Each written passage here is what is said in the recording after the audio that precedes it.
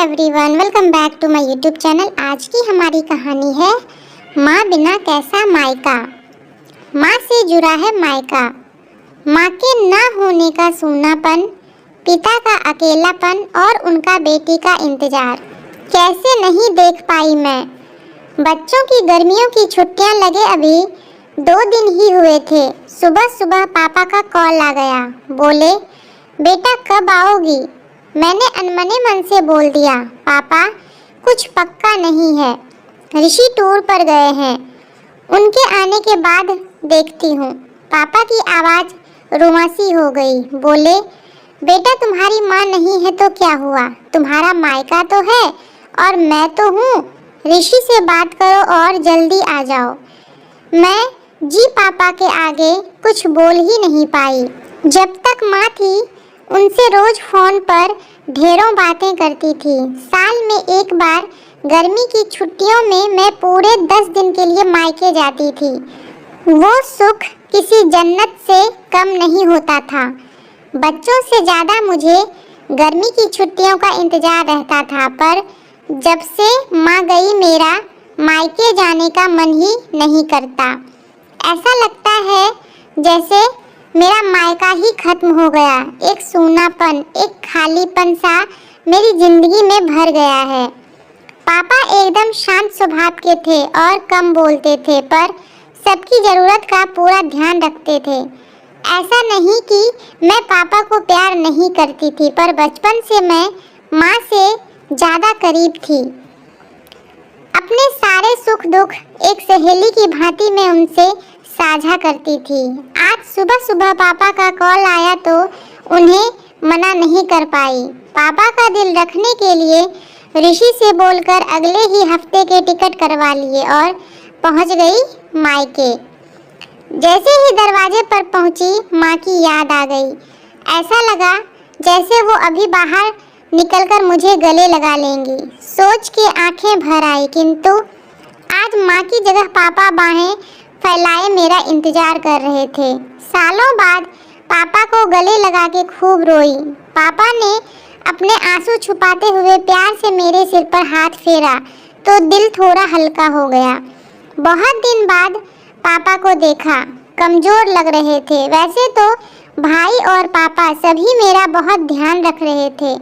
बच्चे तो अपने खेल और मस्ती में व्यस्त हो गए थे, पर ना जाने क्यों मेरी नज़रें हर पल जैसे माँ को ही ढूंढती थी।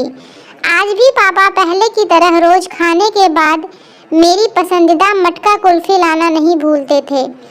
भाई भी बच्चों को कभी पार्क, कभी चिड़ियाघर तो कभी बाजार घुमाने ले जाता था। भाभी तो रोज मुझसे पूछकर ही मेरी पसंद का खाना बनाती। सब कुछ पहले की तरह ही था, बस माँ नहीं थी। इस बार मायके में मेरा दिल नहीं लग रहा था। माँ की कमी मुझे बहुत खल रही थी। ऋषि को कॉल करके मैंने 2 दिन बाद का टिकट करवा लिया। सबने मुझे रोकने की बहुत कोशिश की, पर मैं नहीं मानी। देखते ही देखते मेरे जाने का समय आ गया। आज शाम की ट्रेन से मेरी वापसी थी। मैंने सामान पैक करके रख लिया था, बस पापा का इंतजार कर रही थी। पापा ना जाने सुबह से बिना बताए कहाँ चले गए थे। उनका मोबाइल भी नहीं लग रहा था। मन घबरा रहा था, बिना बताए आखिर कहाँ गए। इधर मेरी ट्रेन का समय भी होता जा रहा था। समझ नहीं आ रहा था कि क्या करूं। तभी पापा का कॉल आया। बोले, गुड़िया तुम लोग स्टेशन पहुंच जाओ, मैं सीधे वहीं पहुंच रहा हूं। हम लोग स्टेशन पहुंच गए। ट्रेन सही समय पर थी। पापा स्टेशन पर हमारा इंतजार कर रहे थे। उनके हाथ में एक बॉक्स था। उन्होंने मुझे देते हुए गले लगाया और बोले, इसे ही लेने गया था, इसलिए देर हो गई, संभाल के रखो। मैंने आश्चर्यचकित होते हुए पूछा, इसमें क्या है?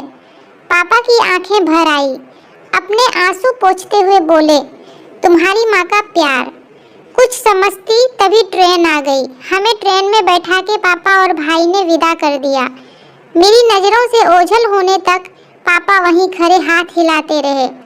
मैं भी टक टक ना जाने कब तक बाहर खिड़की से उन लोगों को निहारती रही। तभी बेटे ने आवाज़ दी और मेरे हाथों में एक चिट्ठी थमाते हुए कहा, मम्मी नाना जी ने ये आपके लिए दिया है। मैंने तुरंत चिट्ठी खोली। मेरी प्यारी गुड़िया रानी, सदा खुश रहो। जब तक तुम्हारी माँ थी, तुम्हारी हर छोटी बड़ी बात का ख्याल वही रखती थी। मैं जानता हूँ कि मैं तुम्हारी माँ की जगह तो नहीं ले सकता, पर उनकी कमी की पूर्ति करने की कोशिश तो कर ही सकता हूँ। आज तुम्हारी माँ होती तो हमेशा की तरह अपने हाथों से तुम्हारे लिए बड़ी पापड़ अचार बना के साथ भेजती। माँ के हाथ का तो नहीं, पर उसके स्वाद जैसा सब सामान एक दुकानदार से बनवाने की कोशिश की है। उम्मीद है तुम्हें पसंद आएगा। और हाँ बेटा, माँ नहीं है तो क्या हुआ, तुम्हारा मायका और हम तो हैं। पहले की ही तरह तुम्हारा इंतजार रहेगा। ढेर सारे प्यार और आशीर्वाद के साथ, तुम्हारे पापा। पत्र पढ़ते पढ़ते मेरी आंखों से अश्रुधारा बहने लगी। सहसा मेरे मुंह से निकला, आई लव यू पापा। बात छोटी सी थी, पर उसमें अथाह प्यार समाहित था। ये सिर्फ मैं ही महसूस कर सकती थी। मायके से घर आए 1 महीना बीत गया था। अब पापा से रोज एक कॉल करके मम्मी की तरह घंटों बातें करती हूँ। तो फ्रेंड्स, आपको ये कहानी कैसी लगी कमेंट बॉक्स में बताइएगा। और अगर वीडियो पसंद आई हो तो लाइक और शेयर भी कर दीजिएगा। चैनल पर पहली बार आए हैं तो सब्सक्राइब करके बेल आइकन को प्रेस कर दीजिएगा, ताकि मेरे वीडियोस का नोटिफिकेशन आपको मिल सके। तो फिर मिलते हैं एक नई वीडियो में एक नई कहानी के साथ। तब तक के लिए टेक केयर एंड बाय।